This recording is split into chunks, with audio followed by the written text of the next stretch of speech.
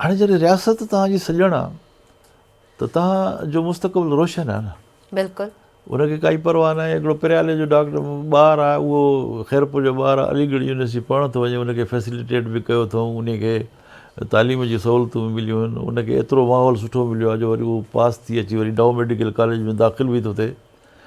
असांजी स्टेट खे इहे किरदार अदा करणा आहिनि ऐं स्टेट करे सघे थी, पर छा त जेके कारींदा वेठा आहिनि न उन्हनि जी कमिटमेंट जी ज़रूरत आहे. अंग्रेज़ सरकार चई छॾियो त भई तव्हां किताब लिखो, तव्हांखे इनाम इकराम मिलंदा, या तव्हांखे माण्हुनि इनफ़रादी कमु कयो न. सही. त बि इनफ़राद असांखे हर हिकु माण्हू खे पंहिंजे हिसे जो ॾीओ ॿारणो आहे. असांखे सिज जो इंतज़ारु न करिणो आहे. रोशनी जेकॾहिं फैलाइणी आहे न, हर को पंहिंजे पंहिंजे हिसे जो ॾीओ त ॿारे न. भला मां जिते वेठो आहियां उते मां को चङाई जो कमु त कयां न. असां मुआशिरे में बहितरी कीअं आणे सघंदासीं? असां में बसि इहो ई कॉम्पिटिशन आहे त हिननि न कयो आहे त असीं छो करे ॾेखारियूं. असांजो कॉम्पिटिशन इहो आहे त हाणे मां जेको आहे सो उहो पोटवार जीप ते थो हलां, उहो जेको आहे लैंड क्रूज़र में थो हले. हाणे छा करिणो आहे? वठि वठां पोइ वरी जाइज़ नाजाइज़ कुझु बि कयूं, ईअं न आहे. हिते शॉर्टकट अची वई आहे न. माण्हू महिनत कंदे कंदे कंदे 60-60 साल 50-50 साल माण्हुनि खे गुज़री वेंदा, तॾहिं वञी को वीचारो घर ठाहे सघंदो हो की पंहिंजे बचड़नि खे पढ़ाए, जॾहिं हुनखे को सपोर्ट हैंड्स घर में ईंदा हुआ त माण्हू को ख़्वाबु पंहिंजो पूरो करे सघंदो.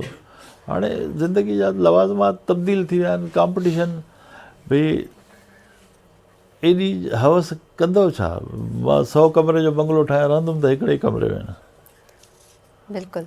100 बंगला आहिनि, रहंदुमि हिकिड़े में. 100 गाॾियूं भली बीहारे छॾियां, वेहा त हिकिड़ी में थो न. पर सिर्फ़ु पोज़ थो कयां फलाणे खे. मां हिकिड़ी जाइ ते हिकिड़े सियासी जलसे में वञणु थियो, मुंहिंजो इलेक्शन जो जलसो, दोस्तनि मूंखे सॼो. हिकिड़ो नौजवान मूंखे पुछियो, साईं फलाणो जेको लीडर अचे थो, तव्हांजे ख़्याल में हिन जे पोयां घणियूं गाॾियूं हूंदियूं? मां चयो मां तव्हां सां गॾु वेठो आहियां बंगले में, मूंखे कहिड़ी ख़बर. माना इहो हिकिड़ो इम्प्रेशन आहे त भई जेकॾहिं 100 गाॾियुनि सां जुलूस में अचे थो त इहो वॾो सियासतदान आहे, इहो वॾो लीडर आहे. प्रायोरिटीज़ अजीब आहिनि. मॉनिटरी असांजा बेनिफिट्स अची विया आहिनि. इनफ़रादी तरह असां मुआशराती असांजी सोच इलाही सपोर्टाज़ थी वई आहे. तंहिंजे करे असां उहा तरक़ी नथा कयूं. असां वटि छा टैलेंट जी कमी कतई न आहे. बिल्कुलु.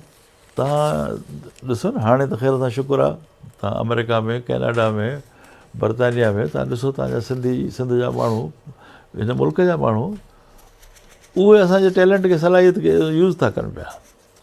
असां अॼु खां न अल्ताफ़ साहिबु, इहो केतिरे ई अरसे खां हलंदो पियो अचे, पर असीं उन्हनि मां फ़ाइदा न पिया वठूं. नाज़रीन,